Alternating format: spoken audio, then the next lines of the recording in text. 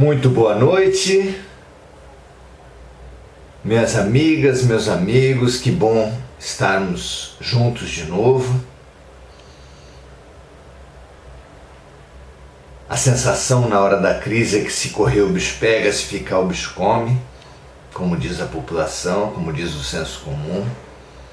Mas o bom senso, superando o senso comum, diz que se juntar o bicho foge. Foi isso que garantiu a sobrevivência do ser humano, que nem perto está de ser o mais forte entre as criaturas da Terra, o mais ágil, o com maiores garras, o com maiores presas. Mas sabemos nos articular, cooperar, nos unir como nenhuma outra espécie e nos adaptar. Darwin já atestou. Sobrevivem à luta pela sobrevivência não os mais fortes, os maiores, os com maiores músculos, presas, garras, mas aqueles que se adaptam. Isso é de uma sabedoria fantástica, isso é base da resiliência.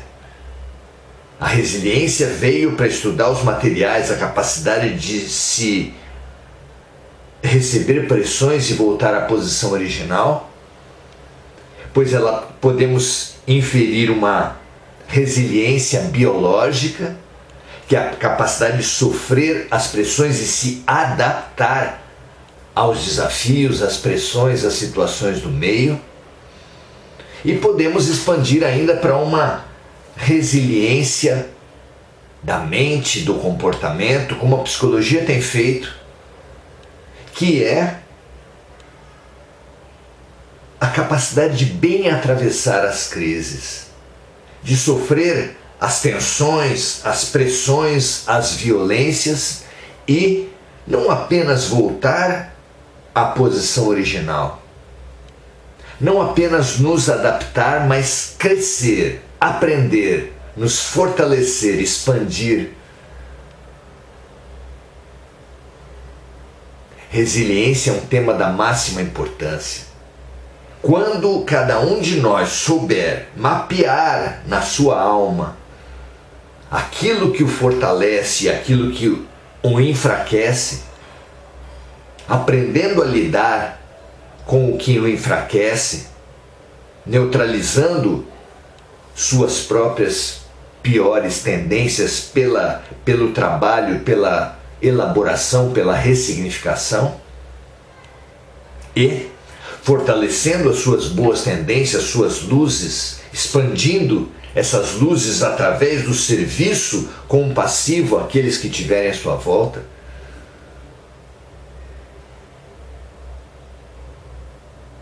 teremos nisso um fabuloso mecanismo de expansão da vida. Simples, minhas amigas, meus amigos, peguem uma folha de papel, tracem um risco ao meio e coloquem de um lado o que o fortalece, do outro lado o que o enfraquece, e faça disso um plano de vida, aprendendo ponto por ponto a investigar, a estudar todas as sombras, todos os pontos fracos, em que situação ele acontece mais, com quem ele acontece mais, que sinais, que lições a vida está dando através desses pontos fracos, assim como expandir, qualificar, servir com os pontos fortes, colocando-os à disposição das pessoas, da vida, da fraternidade. É uma ferramenta simples e de ampla aplicação. Pense se isso não serve para você.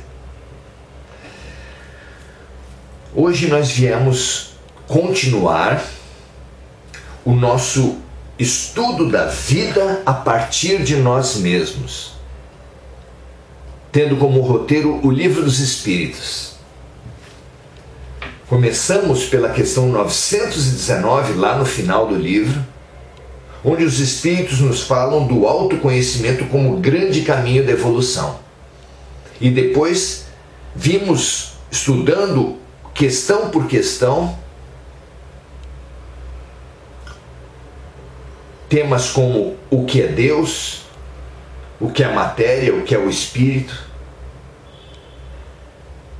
Vindo hoje, já na questão número... Deixa eu ver se eu não me engano. Número 33.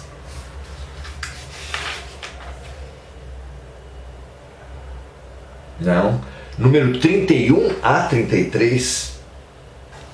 Estudar, dar mais profundidade ao estudo da matéria, não como a ciência tem visto, isoladamente, como se fosse a única realidade, mas a matéria como parte fundamental de tudo que existe. Não, a Terra não é só matéria, não, nós não somos só matéria, não, a própria matéria não é apenas matéria. Tudo está em tudo, tudo é tudo. A singularidade, a peculiaridade de cada indivíduo, de cada reino, de cada espécie, não denota fronteiras irremovíveis, não quer dizer indivíduos essencialmente diferentes uns dos outros, apenas momentos diferentes de uma mesma evolução. Vamos crescer nesse monismo, onde tudo é um, tudo faz parte de um mesmo projeto terapêutico e pedagógico, onde não há qualquer sentido nessa fragmentação que nós temos dado à vida,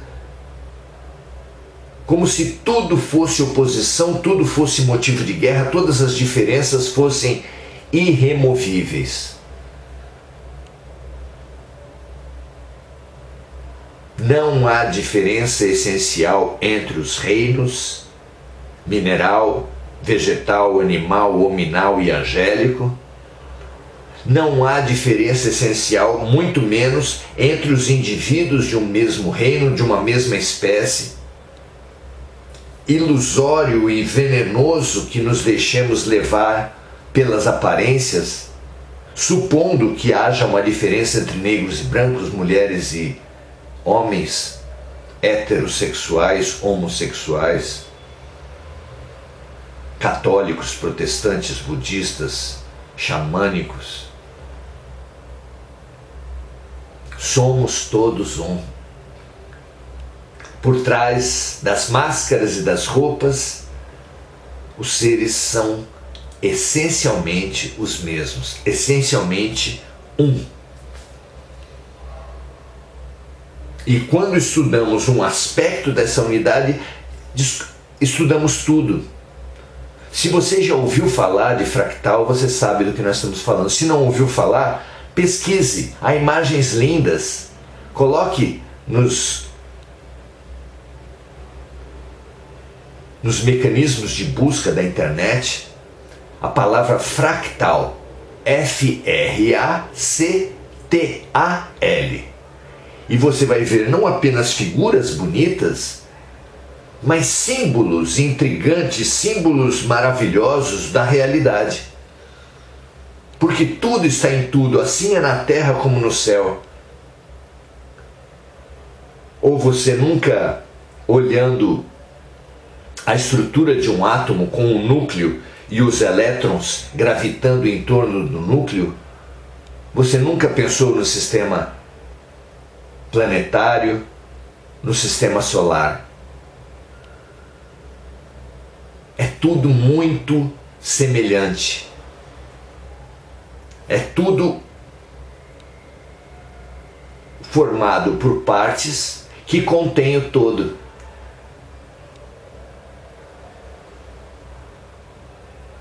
Por isso é que o mandamento maior de Jesus, amar o próximo como a si mesmo, é o mesmo que amar a Deus sobre todas as coisas, se for visto em essência.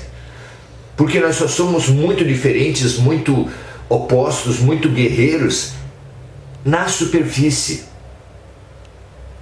onde temos infelizmente deixado conduzir as nossas vidas. Em essência, somos um. Amar a si mesmo em profundidade, amar o próximo em profundidade, amar a Deus em profundidade é o mesmo. Muito interessante isso, e por isso é que hoje, discutindo, conversando, estudando dentro das nossas possibilidades as propriedades da matéria nas questões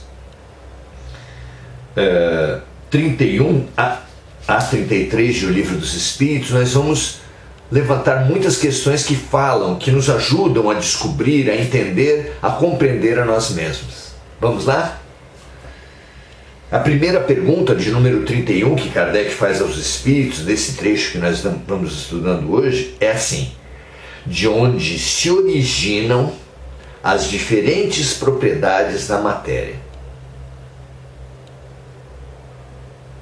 Lembrando que na questão número 30, Kardec tinha perguntado se a matéria era formada de um só elemento ou de vários.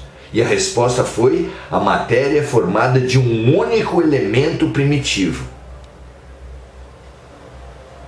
Questionando isso, Kardec pergunta: de onde se originam então as diferentes propriedades da matéria? E a resposta é: originam-se das modificações que as moléculas elementares, primitivas, primordiais, sofrem por efeito de sua união e das circunstâncias em que essa união acontece. Tudo é um. Como numa cidade, todas as construções são feitas de tijolos, e as construções só são muito diferentes umas das outras pelas características da união entre os tijolos e das circunstâncias nas quais foi feita essa união, essa construção. Mas na carne, na base, na essência de todas as construções, há o mesmo cimento, o mesmo tijolo. Não é assim?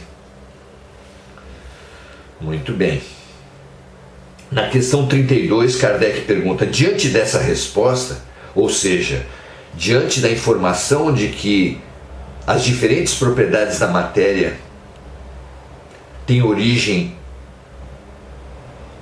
nas modificações das moléculas elementares que acontecem por efeito da união entre essas moléculas elementares e das circunstâncias em que essa união acontece, diante dessa resposta, os sabores, os odores, as cores, o som, as qualidades venenosas ou saudáveis dos corpos não passariam de modificações de uma única e mesma substância primitiva? Sim, a resposta dos luminares, dos espíritos de luz. Sim, sem dúvida. E que só existem essas diferenças porque há órgãos destinados e com capacidade de percebê-las. Claro fica que se outros órgãos possuíssemos, mais desenvolvidos, mais diversos, mais sensíveis que esses que nós possuímos, outras propriedades da matéria seriam percebidas. Você certamente já ouviu falar sobre pessoas que têm limitações no campo visual e veem tudo, por exemplo, em preto e branco ou com cores limitadas, só percebe preto e branco ou só percebe cores limitadas. Isso quer dizer que o mundo seja preto e branco? Ou que possua apenas aquelas cores? Claro que não. O mundo se apresenta assim para essas pessoas porque os seus órgãos são limitados, e para nós também. Isso que nós supomos ser a realidade da vida é apenas o que nós somos capazes de perceber dessa realidade.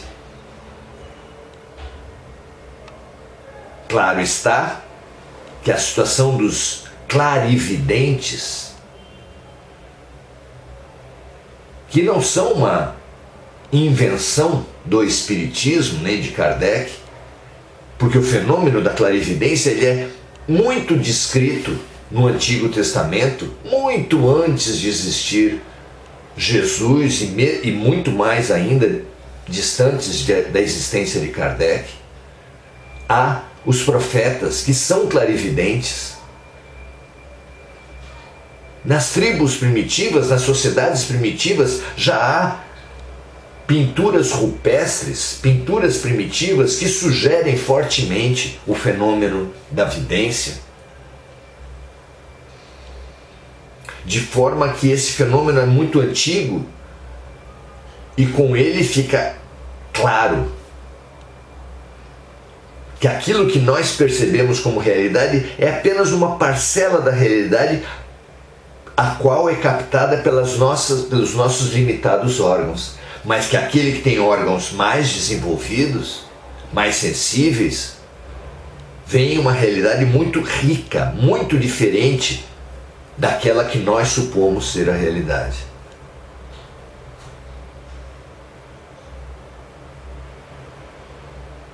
E assim é em tudo e com tudo. E a nossa própria evolução será sempre e necessariamente uma evolução também da nossa capacidade sensorial. Tanto temos ainda a evoluir e a realidade a se expandir diante de nossos olhos. Não é? É como alguém que observa o céu a olho nu e de repente toma um telescópio, vai ver outra realidade diante do mesmo céu. Se tomar um super telescópio, vai ver outra realidade diante do mesmo céu. Se vier uma viagem interplanetária, verá outra realidade ainda diante do mesmo céu. Não é? A nossa viagem, a nossa capacidade crescente de ver o mundo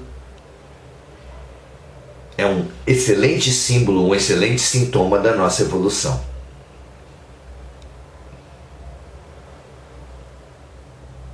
Então, quando os espíritos falam para Kardec que todos os elementos químicos que nós supomos peças tão diferentes da criação, são base, são manifestações, são expressões de uma mesma molécula primordial. E isso faz um paralelo fantástico de nós mesmos, que tão diferentes que somos, somos também manifestação de uma mesma substância original, que podemos chamar de fonte criadora, podemos chamar de Deus. Nós fomos criados à sua imagem e semelhança. Nós somos deuses. Nós somos a expressão de uma mesma força criadora. Como os diferentes elementos químicos são expressão de uma mesma molécula primordial.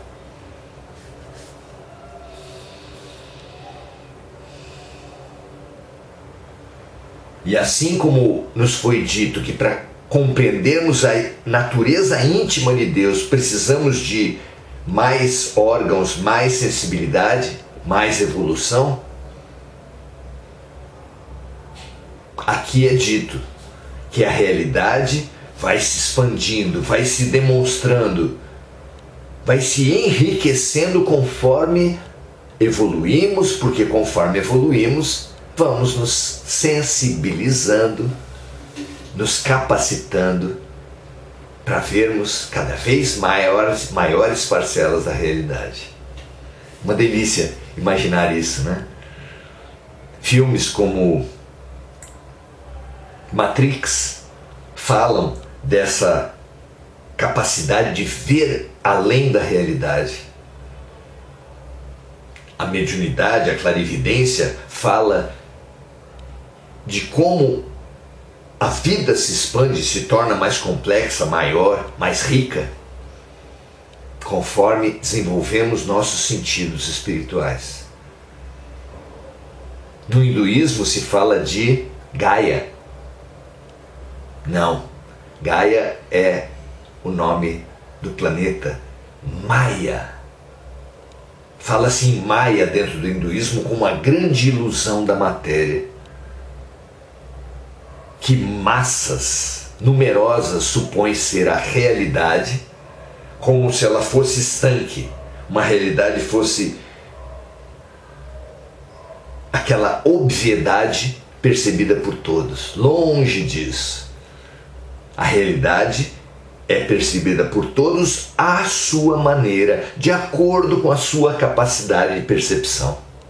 Conforme essa capacidade se expande, a realidade também e necessariamente se expande. Não é bonito isso?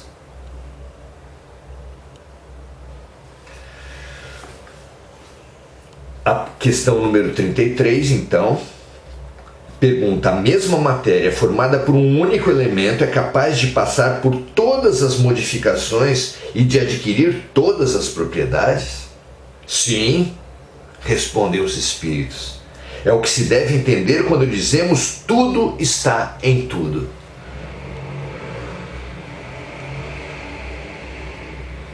Então a mesma matéria, formada por um único elemento, é capaz de passar por modificações e adquirir todas as propriedades. E vejam a nota de Kardec sobre esse tudo está em tudo.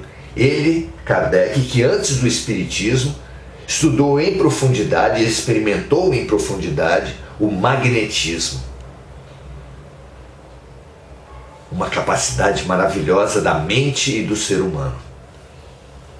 Kardec diz assim: esse princípio explica o fenômeno conhecido por todos os magnetizadores, e que consiste em dar a uma substância qualquer, pela ação da vontade, propriedades muito diversas. Assim pode-se dar à água, por exemplo, um gosto determinado e até mesmo as qualidades ativas de outras substâncias. Kardec aqui nos impulsiona, é claro, a uma percepção racional, fenomênica, do que é descrito no Novo Testamento como o primeiro milagre de Jesus, a transformação da água em vinho. Um efeito claro e reproduzível dos magnetizadores, que podem, pela ação da sua vontade, fazer com que uma substância, e aqui ele cita a água, adquira gosto, odor, propriedades de outra matéria, por exemplo, o vinho. E continua ele: tendo em vista que existe apenas um elemento primitivo e que as propriedades dos diferentes corpos não passam de modificações desse elemento primitivo, resulta que a substância mais inofensiva tem o mesmo princípio que a mais prejudicial. Na química, a água, que é formada de uma parte de oxigênio e duas de hidrogênio, torna-se corrosiva quando duplicamos a proporção de oxigênio. A ação magnética, dirigida pela vontade, pode produzir semelhante transformação.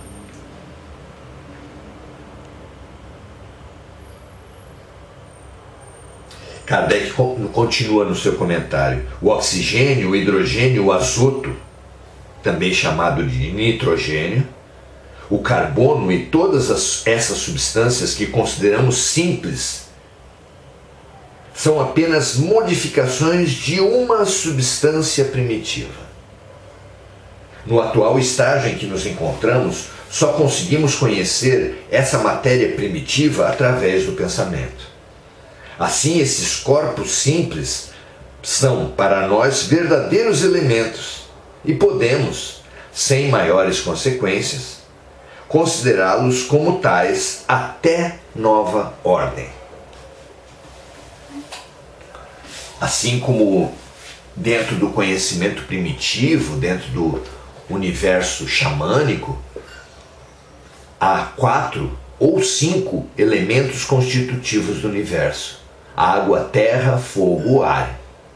E conforme as concepções, o éter como 5º elemento. Quando vamos compreendendo as partes constitutivas da matéria, aprendemos a trabalhar essas partes constitutivas, dando a uma matéria elementos de outra. É a química, é a alquimia que faz isso há milênios. Com o advento do magnetismo, com o controle do poder magnético da mente, os magnetizadores fazem essa transformação apenas pela ação da sua própria vontade. Mas isso resulta dessa compreensão de que tudo na matéria, toda essa diversidade enorme de elementos químicos, tem como origem um mesmo elemento universal, primordial, sendo tudo mais transformações desse elemento primordial em diversos elementos químicos, que depois, por sua vez, se intercombinando, produzem os múltiplos corpos, órgãos, metais, combinações moleculares de diferentes átomos que dão origem a essa riquíssima diversidade de materiais, de corpos, de seres que existem na Terra.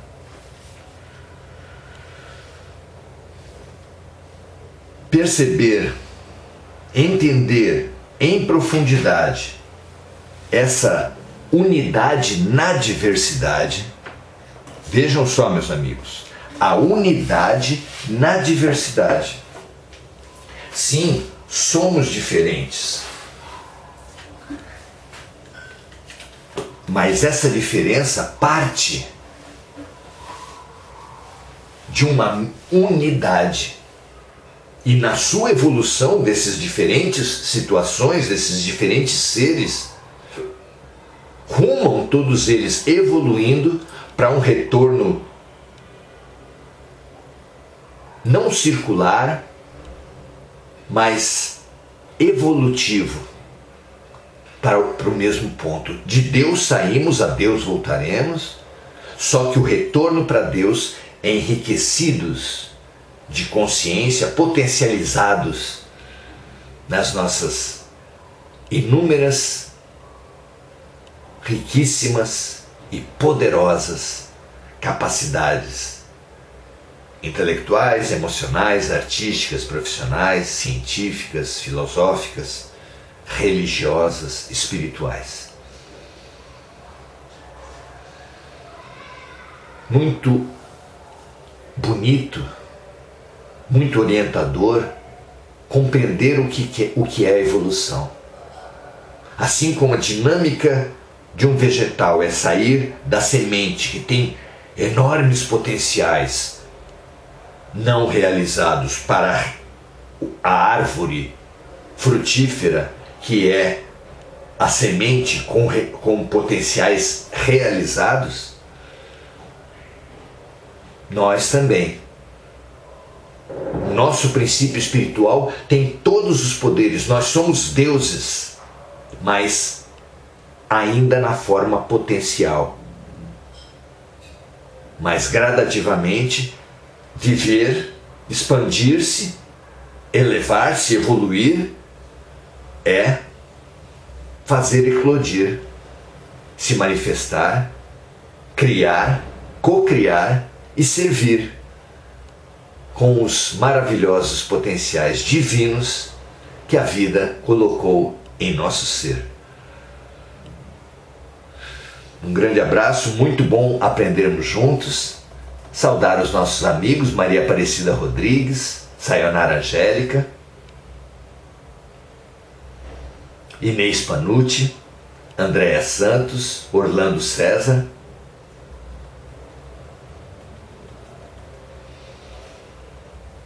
Sayonara vem nos falar da rejeição,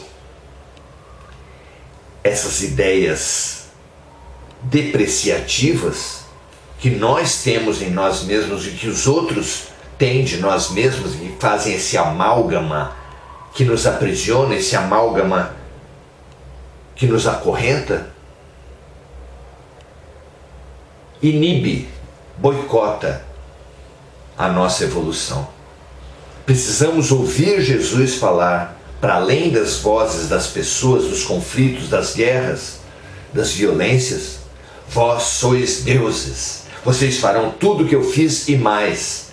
Nós temos enormes potenciais. Paulo Freire fala que se o elefante soubesse da força que tem, jamais se deixaria aprisionar por uma corrente que aprisiona uma de suas patas. Nós também, um dia, descobriremos nossos potenciais, mas já podemos acreditar, podemos sentir esses potenciais e dizer não para tudo que tentar nos aprisionar, nos apequenar, nos rejeitar. Aprendamos a ouvir na alma, no coração, Jesus nos orientando: vós sois deuses. E mais, em outro momento, o Mestre nos incitou: brilhe a vossa luz. É para isso que nós fomos criados, é para isso que nós existimos, é para isso que nós existiremos, para cada vez mais fazer brilhar a nossa luz. Graças a Deus, muito bom aprendermos juntos, que a nossa luz brilhe cada vez mais, uns estimulados pelos outros. Um grande abraço, ótimo final de sábado, e amanhã, domingo, às 17h30, continuaremos nossos encontros essenciais com Jesus. Venha conosco, vamos estudar juntos, sob o mesmo Mestre. Grande abraço e até a próxima.